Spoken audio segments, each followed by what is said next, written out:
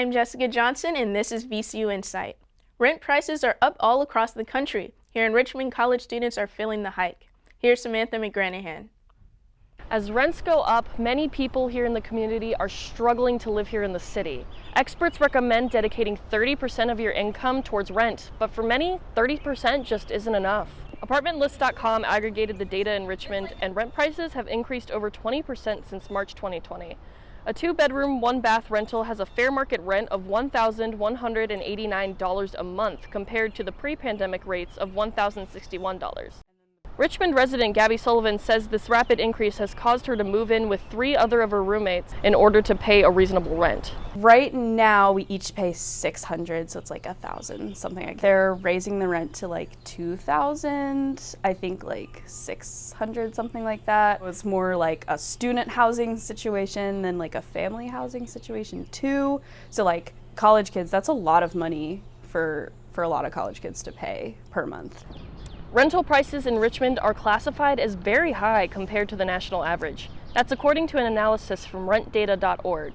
Remember, property managers must inform you of any rent hikes within a certain time frame stated in your lease. Most of the time, that's 30 to 60 days of a lease ending. Reporting for VCU InSight, I'm Samantha McGranahan. It's been a year since VCU freshman Adam Oakes died from alcohol poisoning while pledging for the Delta Chi fraternity at VCU. Now, a new Virginia law is trying to stop hazing. Here's Taylor Harris. Adam's law passed unanimously in the Senate and received 98 out of 100 votes in the House. Colleges will be required to provide student organizations with in-person education on hazing and alcohol intoxication. The law also requires colleges to post on their websites violations committed by their student organizations over the past 10 years. Adam's law takes effect July 1st. For VCU InSight, I'm Taylor Harris. Itchy eyes, sneezing, congestion is par for the course here in Richmond during the spring. As Amber Towns reports, we're in the part of the year unofficially known as the pollening. If you're one of the allergy sufferers here in Central Virginia, you probably realize that the pollen came early this year, and you can't avoid it even if you tried. Courtney Craig, a Northern Virginia resident, expressed the difference in pollen present in Richmond versus her own town. Growing up in Northern Virginia, it's a little bit different down here than it is up there, so I noticed a definite change, and I've had allergies since I was about 7 or 8. According to stats found by Verywell Family, the most effective allergy medicine to take is Allegra. VCU student David Boyd explains his pollen symptoms in response to his severe allergies. Congested nose, itchy eyes, basically every day from when I wake up to when I go to bed. So it makes my studying a lot more uncomfortable, and just like being in class, it's really hard to focus. So overall, it's made spring my least favorite season. Just yesterday, there was absolutely no pollen in the air. This morning, I woke up and found this. During late February through early June, pollen in Richmond has its worst fall of all. One local Richmonder explains a typical morning with pollen. I looked outside of the window. It was nice day. I was excited for a walk. I looked out. My white car was covered in pollen. I had to go for a drive. I tried to clean it off and it got all mucky and gross. Richmond, Virginia is actually ranked number 4 in the list of most challenging places to live with seasonal allergies. So grab that box of tissue and stackable allergy medicine and you'll be all set for the season. You heard it here first. I'm Amber Towns reporting live for VCU InSight. NFT, you may have heard of them lately and wondered what the heck are they? I talked to a group right here on campus to try and figure it out. You may have seen abstract characters known as NFTs all over the internet.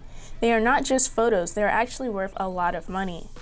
An NFT, or a non-fungible token, is a digital asset that gets sold online with the use of cryptocurrency, such as Bitcoin or Ethereum. Here on campus, we have a student org called VCU Blockchain. They meet here at the Shift Retail Lab every Monday at 6 p.m. I talked with the president and marketing director to get more on the subject. It's a digital representation of what you own on the blockchain, and it's immutable in value, and non-fungible means non-replaceable. A one-of-one unique object that exists on top of a blockchain. Now that we know NFTs are non-fungible tokens, how does an NFT become an NFT? I mean, anything that's digital can be made into an NFT, but right now it's really penetrated the art world. Francesca explains that one can actually buy an NFT art piece for their home here in the real world or in one's home in the metaverse. So the metaverse is this virtual reality. It's kind of like a parallel world we live in. President Riley says NFTs are here to stay, and here's how you can buy one. Crypto native, the original way to buy NFTs is, you have to have your crypto wallet, you have to have crypto in there, then you connect that to the exchange and then you buy there.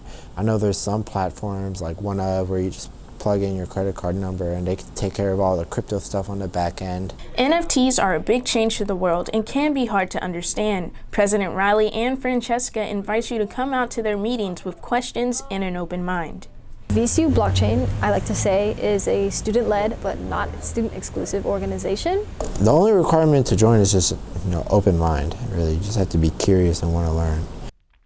Competition for a cause. Maxwell Tabor checked out a volleyball game where everybody left a winner. Serve, set, spike. Let's go, get it!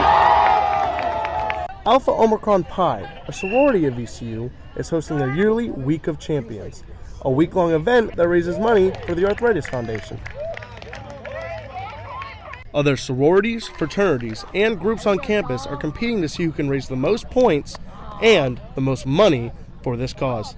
Today is their volleyball competition, a single elimination tournament that awards the top 3 teams with points for winning. Now, where do these points go to? I talked to Casey Morrell, the event coordinator, and she had this to say. At the end of the week, the organization with the most points gets 10% of all the money we raise to go towards their philanthropy. Volleyball was not their only event this week.